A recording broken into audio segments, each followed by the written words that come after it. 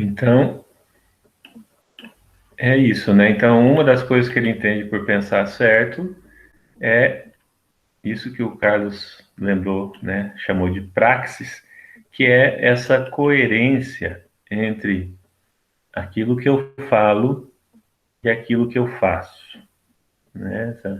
Essa relação com a prática. Não adianta eu ter um discurso bonito, falar bonito, e na hora de agir, agir como um porcão, né? Porcão no sentido moral, assim, do termo, sem ética e tal.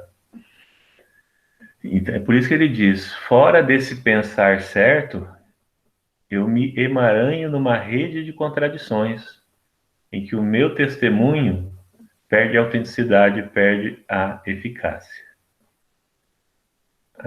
Quem estava lendo era a Juliana? Eu não. A Gabi. Era a Gabi. Tá, continua para nós, Gabi. Parou em me torno, né? Isso. Me torno tão falso quanto quem pretende estimular o clima democrático na escola por meios e caminhos pretende estimular o clima... Não, peraí, professor, me perdi. Calma aí. Me torno tão falso quanto quem pretende estimular o clima democrático na escola por meios e caminhos autoritários. Tá, pode dar uma paradinha de novo. Uhum. Então, isso também faz parte do pensar certo, né? Quando você for responder a pergunta 2, o que o autor entende por pensar certo? Dê exemplos. Então, em primeiro lugar, é você ter uma coerência entre o que você fala e o que você faz, tá? Entre o seu discurso como professor e o que você faz. Se, por exemplo, você tem um discurso que defendendo a democracia na escola, mas não dá nenhum direito dos alunos falarem, se manifestarem, né? Ter voz dentro da escola de alguma maneira, votar e participarem das decisões, isso é o pensar errado, não é o pensar certo, né? É uma incoerência isso entre o que você está querendo ensinar e o modo como você está ensinando. A Gabi pode continuar? Tão fingindo quanto quem diz combater o racismo, mas perguntado se conhece Madalena, diz: conheço-a. É negra, mas é competente e decente. Jamais ouvi ninguém dizer que conhece Célia, que é loura de olhos azuis, mas é competente e decente. Tá, pode dar uma paradinha. Aqui, então, essa parte do texto aqui vai ajudar tanto para você responder a pergunta 2, que é o pensar certo ainda, né? Que é essa coerência entre o que você diz e o que você faz, quanto é a parte que você vai ter que interpretar para responder a pergunta 3. Qualquer pergunta 3 é qual o problema da conjunção mas na frase Madalena é negra, mas é competente e decente. Lembra, Ju, que você perguntou na última aula? Juliana Borges? Lembro. Uhum. Então, qual o problema dessa frase? O problema dessa frase é que não há nenhuma razão gramatical para essa palavra, mas está aqui. Gramatical não, a razão para ela estar aqui é uma razão ideológica. E se a pessoa diz que não é racista e pronuncia uma frase dessa, inconscientemente, sem querer, inconscientemente mesmo, a pessoa é vítima também. Ela está manifestando inconscientemente o seu racismo e não está sendo coerente com o seu pensamento, não está pensando certo. Ju, qual que é o problema dessa frase?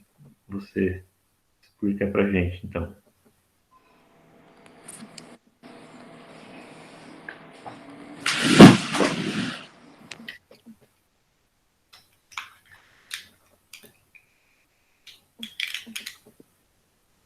Exato. O que há de errado nessa frase é que a junção, ela, de Madalena é negra, mas é competente e decente, né? É a razão do mas, é que nem a professora falou, que não é gramatical, é uma razão ideológica de uma sociedade racista. Isso. Perfeito, isso mesmo. Tá. Foi mais ou menos o que Uhum. eu notei. Resumido é isso, né? Então, no discurso de Madalena negra, imagina, você substitui, por exemplo, Madalena é branca, o Madalena é inglesa, o Madalena é francesa, mas é competente e decente. Você não falaria isso, né? A razão do Masta aqui é porque ela sendo negra, você espera que ela não seja nem competente nem decente. Então, depois vocês leiam esse resto aqui com calma para poder explicar a 2. Vai até aqui no final do parágrafo, tá? A 2. Deixa eu ver. A 1 e a 4 vão estar mais para baixo. Bom, aqui ainda continua falando do pensar certo. Pensar certo e saber que ensinar não é transferir conhecimento, é fundamentalmente pensar certo. Então, essa postura exige, às vezes, é exigente, é penosa, né? É difícil. Temos que, para pensar certo, nós temos que assumir diante do mundo quem nós mesmos somos. Né? Não pôr uma máscara, tentar ser sincero. Isso seria o pensar certo. Temos que ter, para pensar certo, temos que ter uma vigilância constante sobre nós mesmos. Né? No caso daquele ali da Madalena Negra.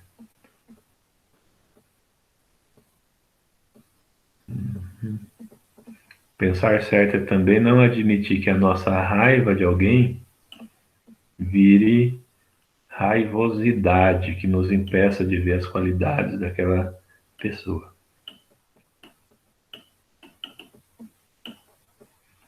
Pensar certo é ser capaz de ter humildade, de admitir que a gente não sabe tudo, que a gente pode estar errado.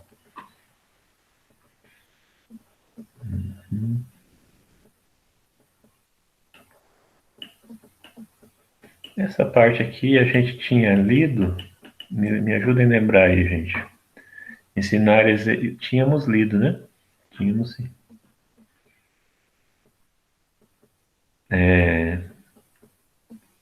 Acho que a gente leu até a página 40, professor. Desse texto, né? Acho que foi. Uhum. É. Carlos, aproveita e explica pra gente o que significa o inacabamento. Cadê, professor? Acabamento. Espécies de consciência do inacabamento. É saber, por exemplo, você vai ensinar. Como é que faz? Por exemplo, você vai ensinar ética, né? Para o professor dar aula de ética ali, né? Primeiro ano. Você, basicamente, você vai ter que ensinar que a gente erra, a gente também erra e tal. E isso é meio contraditório com o que você vai ensinar, mas você está ensinando que a gente está em formação, a gente erra, mas a gente, por exemplo, a ética é você fazer o certo sem ninguém tá vendo, basicamente, né? Simplesmente assim. Então, você ensinando que a gente erra como pessoa, mas a gente busca ser melhor, você está ensinando através de inacabamento, é isso? Isso, perfeito. É justamente porque o ser humano é um ser inacabado, que está se construindo ao longo de toda a sua vida, que nunca está pronto, que está sempre em mudança, se fazendo diferente. É justamente por isso que ensinar e refletir faz sentido. Né? Suponha que a gente tivesse informação só durante a infância. Se fosse assim, não adiantaria a educação de jovens e adultos. A educação dos adultos ainda faz sentido porque a pessoa ainda não se completou, né? A gente só termina, só está acabado mesmo quando morre. Enquanto a gente está vivo, a gente está sempre mudando, sempre inconcluso, né? Sempre podendo ser diferente daquilo que é. Professor, Pode ser melhorado. Uhum. Sim. professor, Ah, entraria a questão do ego, do egocentrismo aí ou não? entraria, mas em que sentido você fala? É, não, porque lá no começo, na aula passada, a gente viu que ele é humanista, é isso? Ou Ah, não? tá. O Paulo Freire, sim, eu falei isso já, que Paulo Freire é mais um humanista do que um comunista. Sim. Então, seria nesse sentido, daí talvez não seria nesse sentido do ego, por exemplo, que nunca está satisfeito, não entraria aí? Mas aqui Nesse inacabamento. É que na verdade é outro texto, mas enfim. você pode ler desse jeito, mas aqui ele não está falando disso. Você nunca está satisfeito. Eu acho que esse pensamento de que o ego nunca está satisfeito caberia mais para Schopenhauer. Eu acho que outra vez a gente já falou alguma coisa. Para ele aqui é no sentido de que pode ser melhorado apenas. Ele não está falando de uma perspectiva psicanalista, digamos assim, do desejo. Ele está falando de uma perspectiva educativa mesmo. Uhum. Então Entendeu? tá. Eu acho, né, gente? Tudo assim, claro, eu falei, sempre é possível uma outra visão também. Mas a princípio, para mim, parece que não, ele não está falando dessa coisa da gente sempre querer mais. Os filósofos falam disso também, mas eu acho que não é o que ele está falando aqui. Acho que mais como marxista ele deve estar falando Uhum. do material como um mundo ao redor, né? Não da vontade, eu acho, né? O materialismo. Está falando do aperfeiçoamento humano.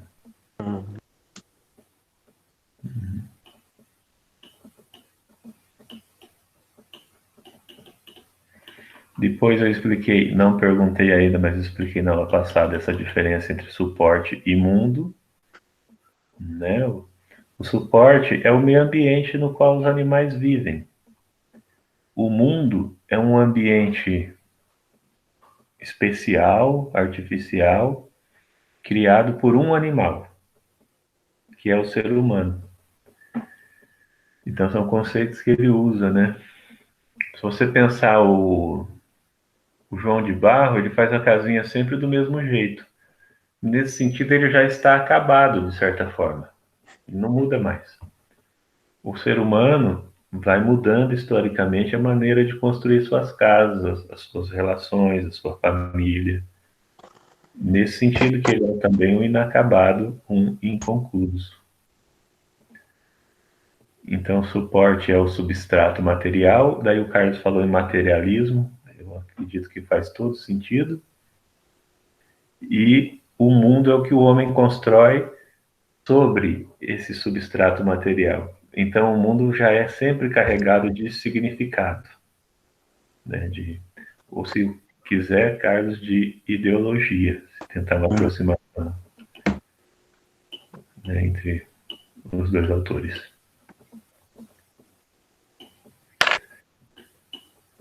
E aqui ele vai ficar discutindo isso de novo, né? Falando aqui do suporte, falando do mundo. E ele vai dizer que o que marca a característica principal do mundo é a linguagem, que é a inteligibilidade, que é o sentido que os seres humanos dão às coisas.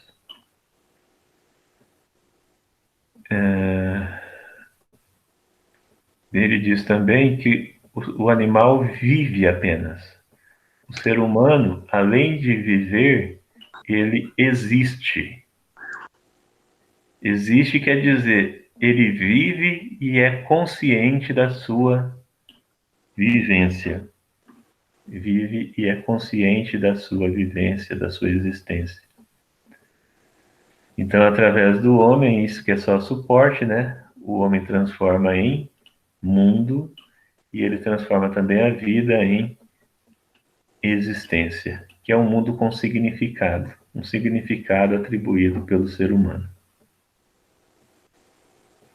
É só nesse âmbito da existência do mundo e da linguagem é que se coloca os problemas éticos.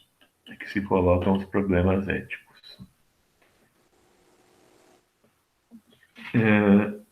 Angelita, você poderia ler para a gente daqui para baixo? Lei. A invenção da existência envolve, repita-se necessariamente, a linguagem, a cultura, a comunicação e níveis mais profundos e complexos do que o que ocorria e ocorre no domínio da vida. A espiritualização do mundo. A possibilidade de embelezar como de enfeiar o mundo. E tudo isso inscreveria mulheres e homens como seres éticos. Veja, aqui eu acredito que é a primeira vez no texto que aparece essa palavra, ético. O ser humano se torna um ser ético. Capazes de intervir no mundo, de comparar, de ajuizar, de decidir, de romper, de escolher, capazes de grandes ações, de dignificantes testemunhos, mas capazes também de impersáveis exemplos e baixeza, e de indignidade. Só os seres que se tornaram éticos podem romper com a ética. Não se sabe de leões que covardemente tenham assassinado leões do mesmo, ou de outro grupo familiar, e depois tenham visitado os familiares, para levar-lhes uma solidariedade. Não se sabe de tigres africanos que tenham jogado bombas altamente destruidoras em cidades de tigres asiáticos, acho que cortou aí, de tigres asiáticos, e aí acabou o parágrafo. Sim. Obrigado, Angelita. Então, veja, para vocês responderem a pergunta 1, vocês vão ter que ler esse parágrafo aqui. Tá? A pergunta 1 eu tirei daqui. Eu coloquei, só os seres que se tornaram éticos podem romper com a ética, explique. E aí, como que vocês vão explicar isso aqui? Não sei. Né? Deixa eu achar alguém para ver se ajuda a gente. Juliana Carla. Será que tá aí?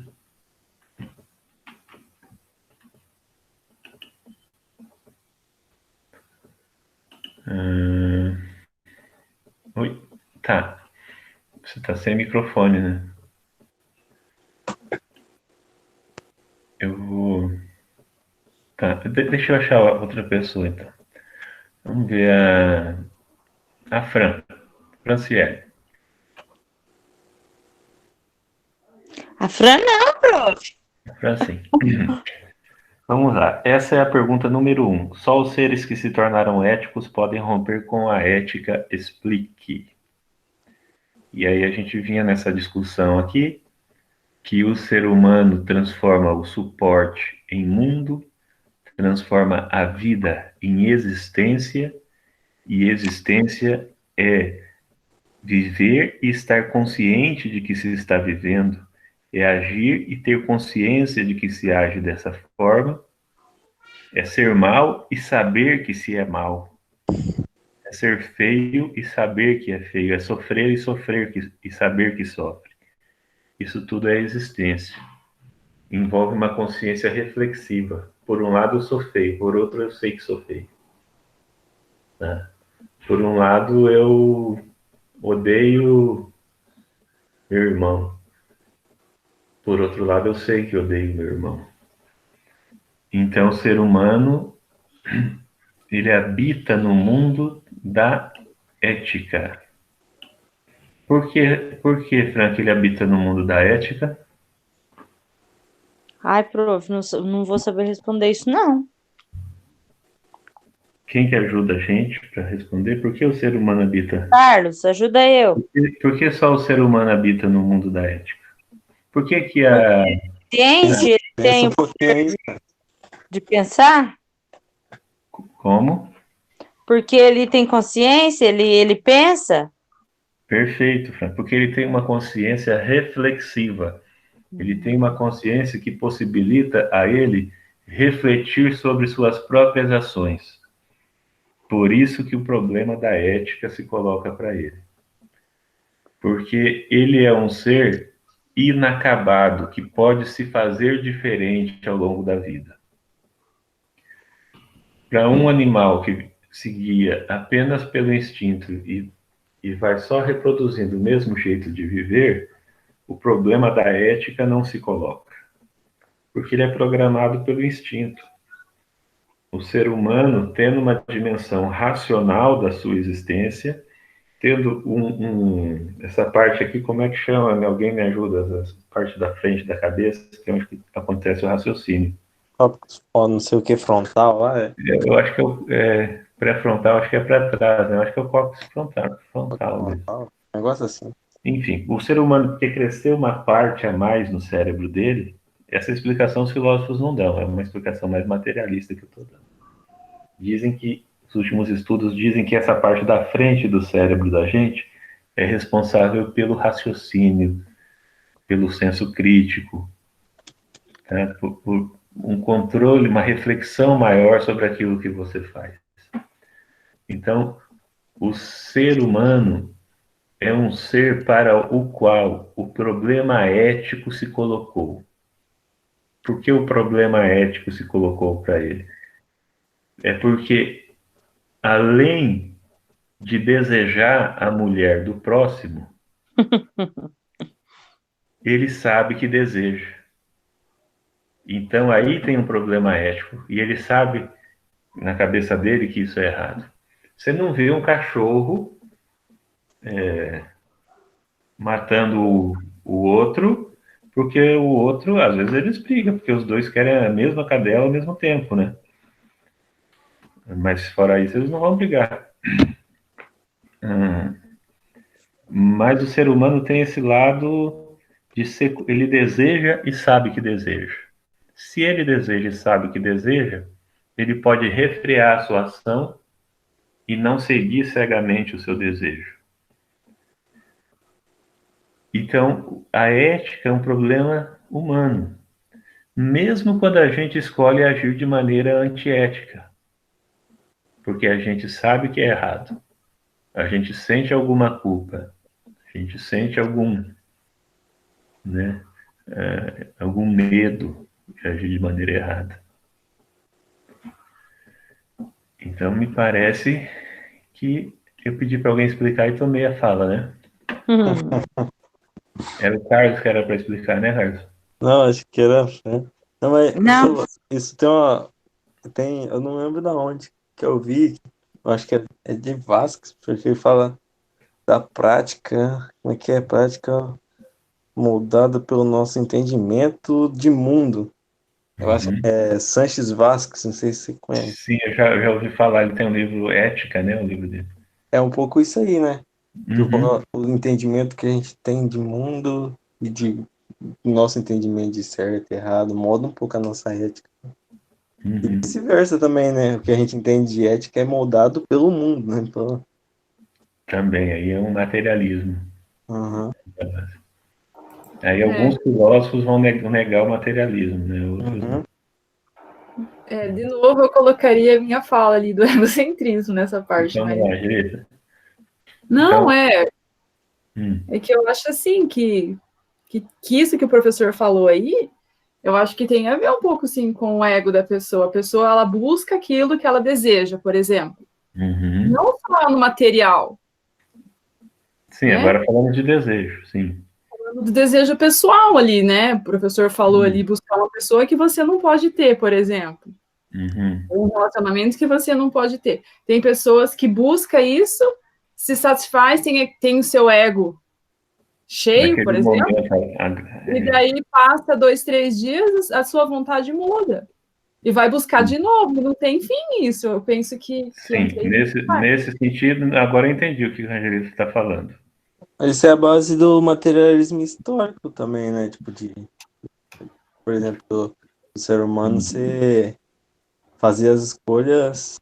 Na verdade, ele acha que faz as escolhas, mas ele não tem tipo, a condição de estar onde ele pode fazer a escolha que ele queria, certo? Como é que eu vou explicar isso?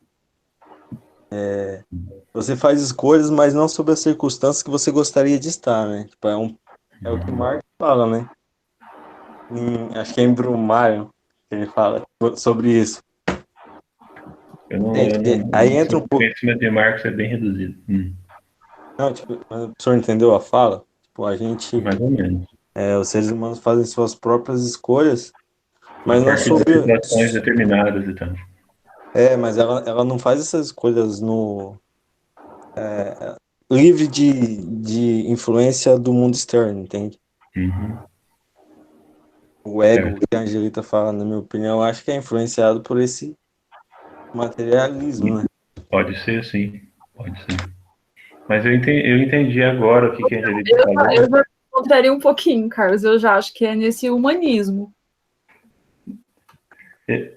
A primeira vez que a Angelita falou, eu não entendi.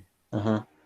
Agora eu entendi o que ela quer dizer. Ela está se referindo a um problema clássico da ética, que vem desde o começo, que vem desde Platão antes, que é aquele conflito entre os desejos, e daí o desejo é sempre material, ele sempre vem do corpo mesmo, Isso.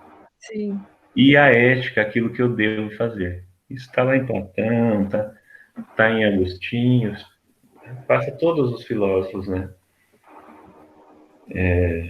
Nesse sentido, sim. Porque quando eu atendo aos meus desejos, ao meu corpo, à minha carne, à minha matéria, geralmente eu estou agindo de maneira antiética. Ou antiética, ou aética, quando eu passo, né, deixo a questão ética de lado. Mas a própria ética é material também, né? É seu também. Como assim, Carlos? Vamos lá. Então, essa última frase que o senhor falou, tipo, a ética, ela é influenciada mais do que influencia, né? Porque ela vem de Não, eu uma... falei aético no sentido de não ser nem ético nem antiético, de passar por fora do... Uhum. Entendi. Mas fala que você ia falar. Não, mas é isso, de qualquer maneira, a influência vem do próprio querer, não querer, do id, ego e superego. É tudo influência do mundo externo pra Sim, gente, né? Tudo influência sim, a linguagem, tipo, tudo influencia, né? claro. Faz sentido. Até o que as substâncias químicas que circulam no seu corpo, né, influenciam no seu querer e tal. Sim. Tá, vamos voltar à pergunta. Qual o problema da conjugação mas? Não, você já foi? Porque só os seres que se tornaram com a ética podem romper com a ética. Porque o que não se tornou ético, ele só pode agir da forma, só pelo material, digamos assim. Pegando isso aí que o Carlos está falando. Ele pode agir só por instinto, né? Só por uma programação genética que vai determinar a maneira de ele agir. E o ser que se tornou ético, ele habita num mundo de significados, que é o mundo da linguagem. Para o animal não existe a palavra traição, como a gente usa, um homem traiu uma mulher. Não há traição. Então, esse mundo, ele é criado pelo homem. De certa forma, ele é uma invenção humana. A traição Né? É uma invenção humana. E através dessas invenções, o homem cria fábulas, cria religiões, cria todo esse mundo, cria poesia, cria o direito, né? Normas jurídicas. É uma espécie de mundo artificial, se quiser, o mundo espiritual, fabuloso, né? inventado pelo ser humano. E ele habita nesse mundo mesmo, no mundo do sentido, no mundo da linguagem, diferente do animal. Por isso que ele pode imaginar um dever ser acima do ser. Deixa eu ver, a gente vai ter que avançar um pouquinho, que eu preciso explicar esse último parágrafo ali ainda. Eu acho que a gente não leu aqui para baixo, né? A gente leu até a 40 só. Vamos retomar daqui. Então, no momento em que a Angelita continua? Pode ser? Aqui no momento, já... Tá. No momento em que os seres humanos... Só um pouquinho, Angelita. Eu fico falando assim, Angelita, cara. Mas quem quiser participar, gente, grita aí, tá? Certo? Conforme as pessoas vão falando, eu vou... Eu falei. Entendeu? No momento em que os seres humanos, intervindo no suporte, foram criando o mundo inventando a linguagem, com que se passaram a dar nomes às coisas que faziam com a ação sobre o mundo, na medida em que se foram habitando a inteligir o mundo e criticar, habilitando a inteligir o mundo e criaram, por consequência, a necessária comunicabilidade do inteligido. Já não foi possível existir a não ser disponível a tensão radical e profunda entre o bem e o mal, entre a dignidade e a indignidade, entre a decência e o despudor, entre a boniteza e a feiura do mundo. Quer dizer, já não foi possível existir sem assumir o direito e o dever de optar, de decidir, de lutar, de fazer política. E tudo isso nos traz de novo a imperiosidade da prática formadora, de natureza eminentemente ética. Tudo isso nos traz de novo a radicalidade da esperança. Sei que as coisas podem até piorar, mas sei também que é possível intervir para melhorá-las. Isso. Daí, quando a gente estudou no ano passado que o Paulo Freire é um teórico progressista, é por isso, é um crítico progressista, porque ele sabe que ele parte do pressuposto de que é possível mudar o mundo, de que é possível melhorar o mundo. Tá? E daí, vocês se lembrarem, quando a gente estudou, tinha o Bourdieu, o Althusser, bastante pessimistas, e falavam, olha, não tem jeito, a escola só vai reproduzir as injustiças. E o Paulo Freire, não, ele é nesse sentido, otimista. Ele fala, olha, não vamos entregar os pontos, não, a gente pode mudar, pode melhorar o mundo. Tá? Então, só vou explicar um pouquinho. Então, esse mundo inteligível, inteligido, compreensível, o mundo do significado, foi criado pelos seres humanos. E quando ele criou esse mundo do significado, ele passou a existir na tensão entre o bem e o mal. Tá? Isso quer dizer, em última análise, que é o ser humano quem disse que determinada coisa é boa e determinada coisa é má. Que o ser humano criou a ética. Eu parei um pouquinho porque eu não estou bem seguro disso que eu ia dizer, porque eu iria dizer que não foi Deus que criou, foi o ser humano para ele. Só que eu acho que a gente não pode dizer que para ele não haja valores absolutos, porque se não existir bem e mal, então você pode explorar qualquer um, né? Acho que segundo o Freire, talvez a ética vem de Deus, né? Do bem e mal, sim. Mas veja, me parece que ele defende um bem e mal absoluto, porque senão ele não tem como dizer que tem que libertar os oprimidos e tal. Mas o bem e mal absoluto é cristão? É Deus, não é? Pode ser cristão, pode ser de algum outro É um Deus, né? Mas, Deus. por exemplo, Freire mesmo, né? Paulo Freire, ele Embora que esse bem ou mal absoluto, ele pode se fundar também na natureza. Se você quiser fazer sem Deus, se existir uma ordem interna na natureza, você funda a ética na natureza, né? a morte seria. Mas Ou talvez na natureza humana. Porque Hum. o que ele está falando aqui, ó, é que o ser humano é o ser que cria o mundo da ética. Os seres que se tornaram éticos podem romper com a ética. O ser humano que tem essa possibilidade de embelezar e enfear o mundo, ele que constrói a ética.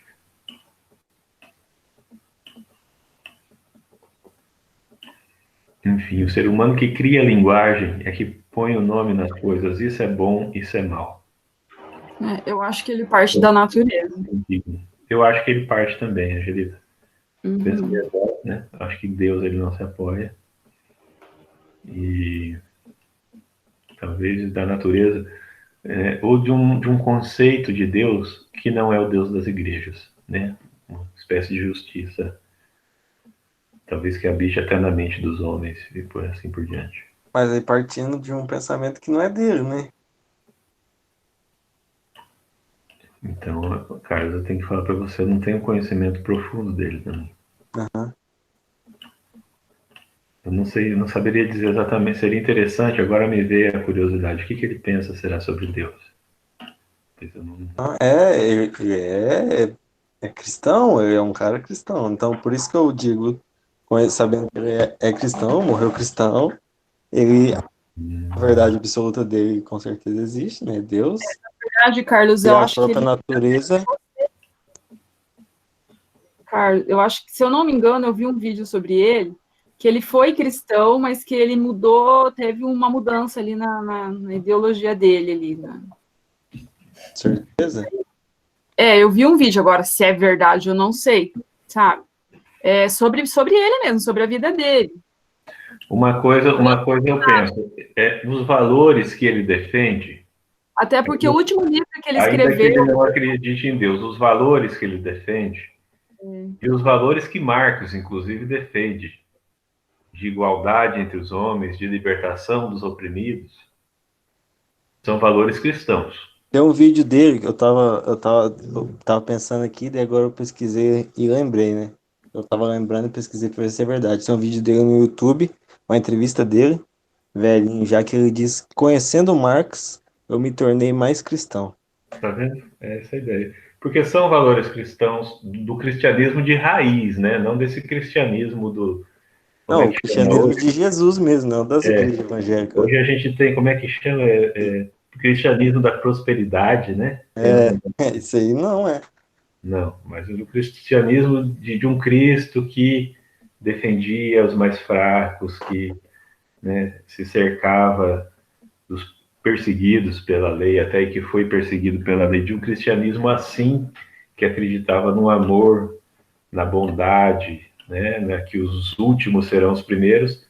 Eu acredito que ele está próximo, ele e Marcos também está próximo. Eu vou enviar o vídeo no grupo aqui para quem quiser. Legal. Enfim, vamos para o último parágrafo, que daí terminamos aqui de uma maneira inconclusa, mas eu acho que as discussões são muito ricas, para mim, principalmente. Né?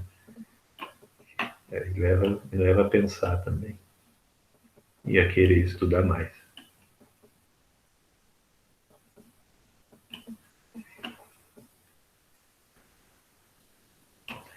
Vamos lá, a Fran, quer ler o último? Posso ler? Tá. Ou vai falar assim, não, você me deixou por último, agora eu não vou mais. Capaz. Vai lá, então. Gosto de ser homem, de ser gente, porque não está dado como certo, inequívoco, irrevogável que sou, ou serei docente, que testemunharei sempre gestos puros que sou, e que serei justo, que respeitarei os outros, que não me mentirei escondendo o seu valor, porque a inveja de sua presença no mundo me incomoda e me envaidece. Gosto de ser homem. Fran, lê tudo de novo. Gosto de ser homem, de ser gente, porque não está dado como certo, inequívoco, irrevogável que sou, ou serei decente, que testemunharei sempre gestos puros, que sou e que serei justo, que me respeitarei os outros, que não mentirei escondendo o seu valor, porque a inveja de sua presença no mundo me incomoda e me enraivece. Ele tá dizendo aqui novamente que o ser humano não é determinado por seus instintos apenas, tá? Gosto de ser gente porque não está dado como inequívoco, irrevogável, que me comportarei de modo decente. É isso que ele está falando, que o ser humano, para ser decente, para ser ético, ele tem que se esforçar, ele tem que se vigiar, ele tem que se fazer decente, para não levantar falso testemunho e tal. E ele fala, esse problema para o animal não se coloca, porque o animal age sempre só por instinto. Deixa eu ver aqui. É por isso que somente o ser humano que se tornou ético pode romper com a ética, né? Ele tem essa consciência do bem e do mal, e nada garante que ele vai escolher o bem. Nada garante. Mas ele acha isso legal, ele acha isso bom, né? Porque é um desafio, né? Então, nada garante que eu seja ético. Nada garante que a minha inveja do outro, né, faz com que eu tente rebaixar o outro. Nada garante isso. Então, eu sou um ser ético, logo eu posso agir de maneira antiética, também vai depender de mim. Pode continuar, Fran. Gosto de ser homem, de ser gente, porque sei que a minha passagem pelo mundo não é predeterminada, pré-estabelecida, que o meu destino não é um dado, mas algo que precisa ser feito e de cuja responsabilidade não posso me eximir. Gosto de ser gente, porque a história em que me faço com os outros e de cuja feitura tomo parte de um tempo de possibilidades e não de determinismo. Daí que insista tanto na problematização do futuro e recuse sua inexorabilidade. Tá. Estão vendo? Eu vou até marcar de outra cor aqui. A última pergunta é para você explicar esse final. Deixa eu... Ai, meu Jesusinho. Aqui, ó. Por até de vermelho aqui para ver. Pra vocês verem. Ah, tá.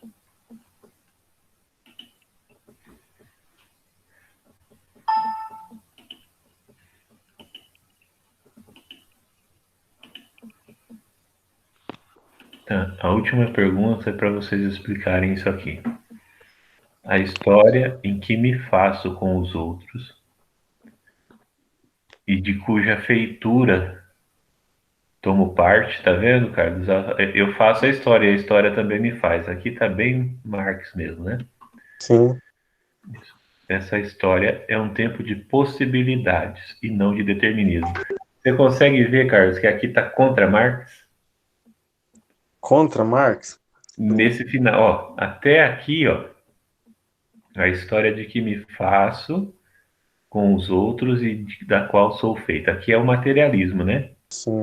Mas quando ele diz assim, essa história é um tempo de possibilidades e não de determinismo, Marx já não pensava assim. O que Marx pensava? Que a história necessariamente caminharia para um futuro melhor, Sim.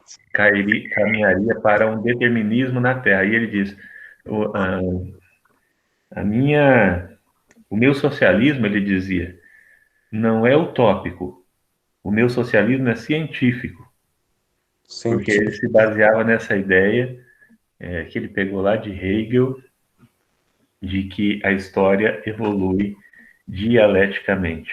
Então, Uhum. ele achava que no futuro haveria a revolução, os trabalhadores do mundo inteiro iriam se unir, Sim. iriam fazer a revolução socialista, iriam educar as novas gerações e chegariam ao comunismo, que seria uma espécie de paraíso aqui na Terra mesmo.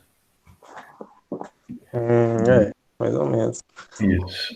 Mas Bom, eu não realmente vi foi o aonde manual que eu tenho, né? contradiz, professor. Oi?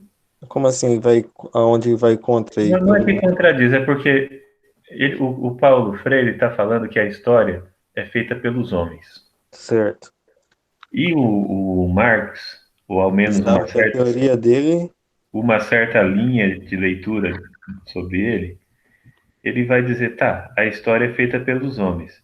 Só que o fim da história, onde que a história vai chegar no final, ela vai chegar no comunismo. Ele não diz ela deve chegar no comunismo. Ele diz Sim. ela vai chegar, porque a luta de classes vai levar a história para o comunismo.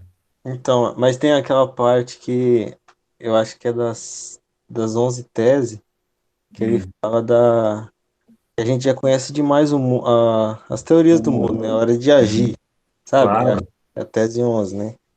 sim. Então, é um pouco do que Paulo Freire está falando, de acreditar no homem, que o homem vai mudar, né? E a Sim. própria praxis que ele usa de Marx é isso, é a junção da ciência, da, da teoria e a prática, a ação, o agir baseado na prática e a Uhum, prática baseada no agir, né? Então, isso. eu acho que tem muito a ver ainda, entende? Não, tem muito a ver, está muito próximo. Mas eu entendi o que o senhor falou. Essa parte que você falou aí também, eu já ouvi um professor meu falando também, né, que ele disse que já não basta usar as armas do discurso, as Hum, armas da fala. É preciso usarmos o discurso das armas, né? Precisamos fazer a revolução e tal.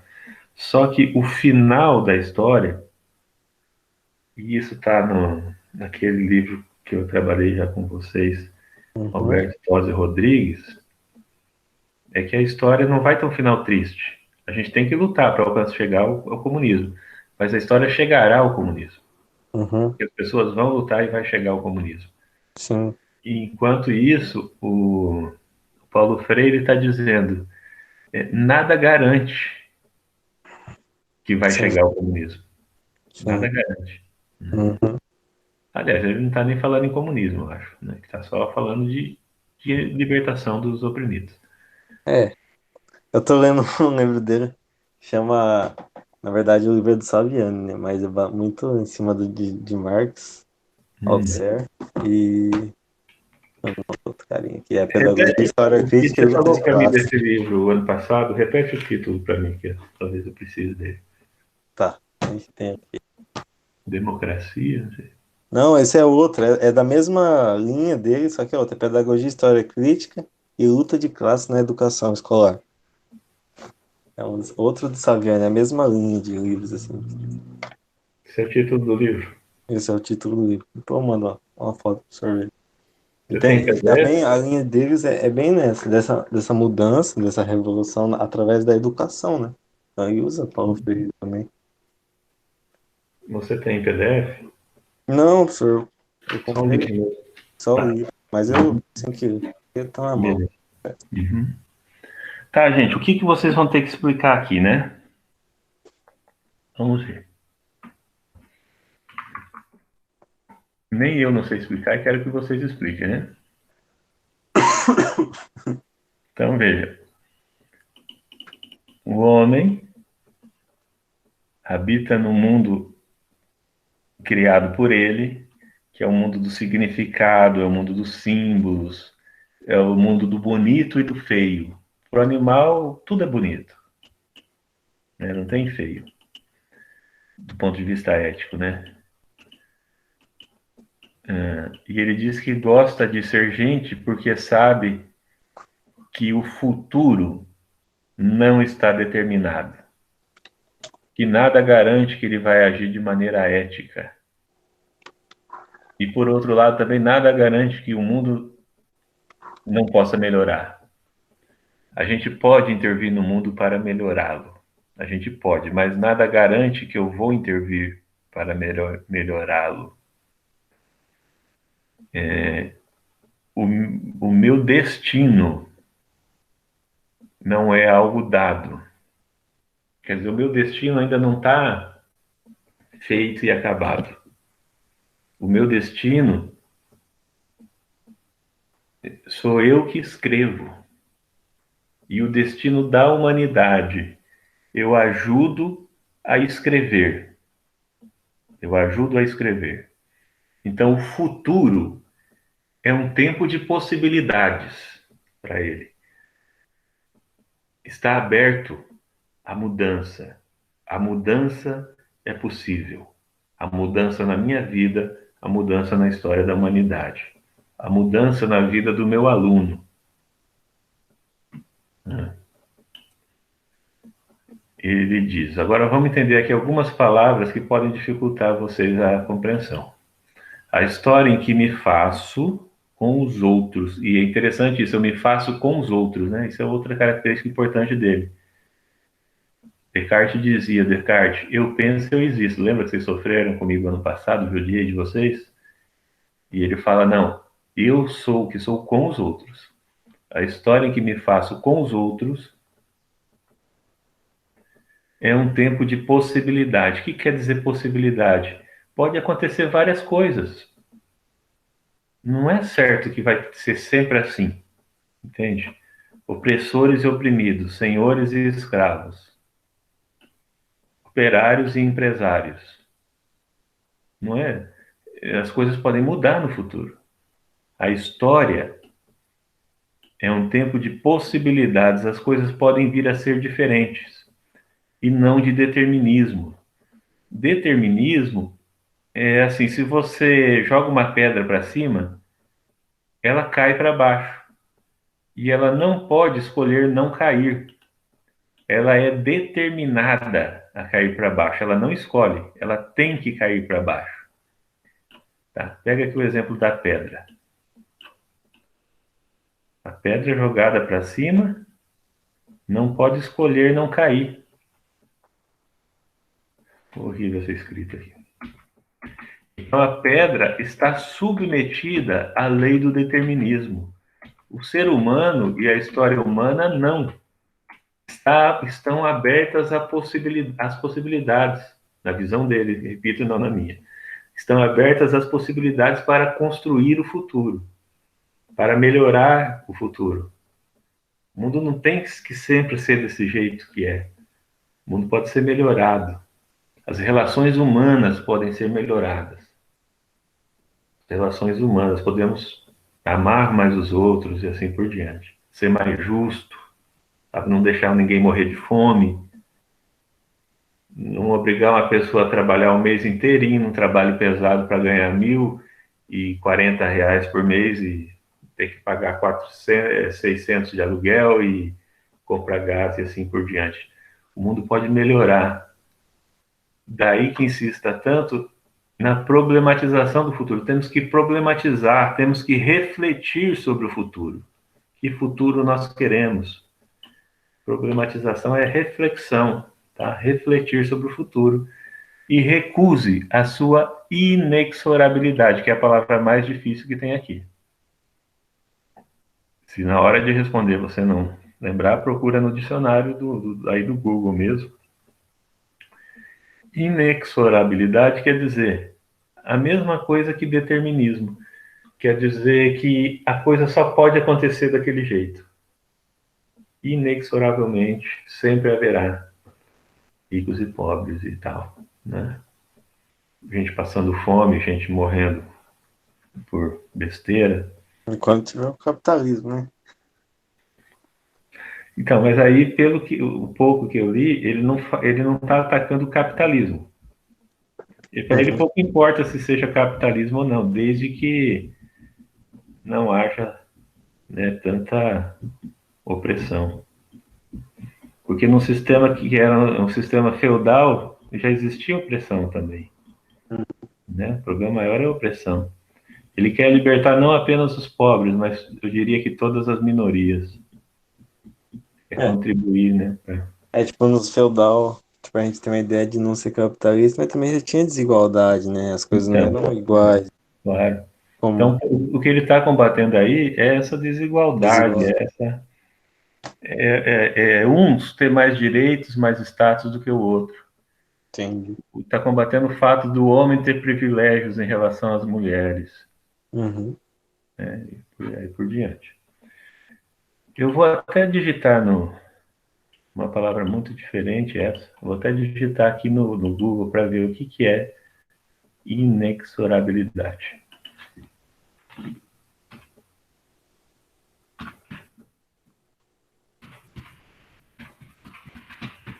Mas dessa palavra pode parecer difícil a resposta, mas não é. Olha que definição ótima. Qualidade do que é inexorável.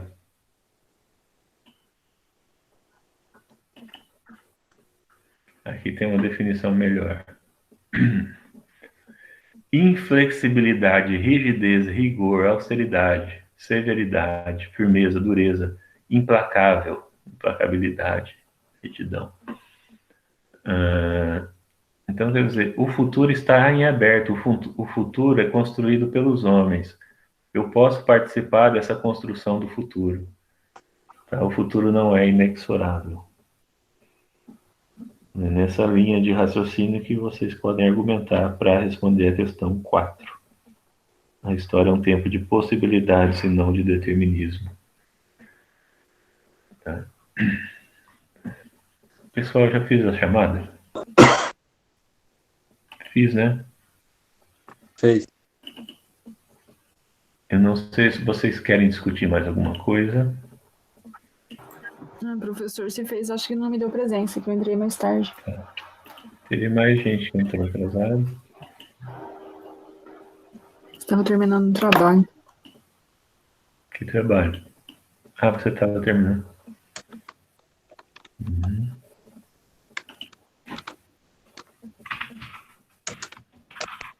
A Gabriele chegou atrasada ou não chegou?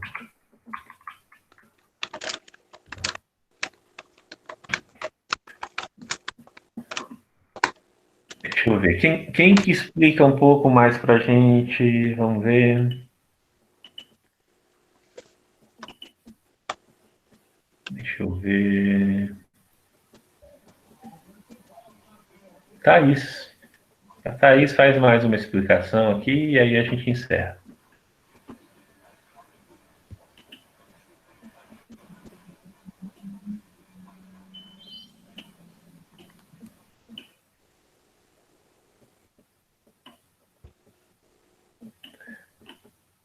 Vocês gostaram do Paulo Freire, gente? Gente boa. Ele é gente boa. Ele é um pouco. Ele usa umas palavras aqui que algumas pessoas podem achar um pouco difícil, né? Mas, em comparação com outros escritores, ele escreve de uma maneira até fluente e tal. A gente já viu que ele é um escritor um pedagogo muito importante, né? Que o livro dele, Pedagogia do Oprimido, está entre os mais citados, os 100 mais citados de língua inglesa, que ele recebeu vários títulos de doutor honoris causa pelo mundo afora. E a professora Elisete não, eu acho que é a Olga e a Roseli, elas vão trabalhar com ele também. Pessoal, acho que por hoje é só. Bom, Vocês vão sentir minha falta? Querem ficar mais 5 minutos? Ou já tá bom? Estou saindo já, professor. Já deu para cansar, já. Já deu.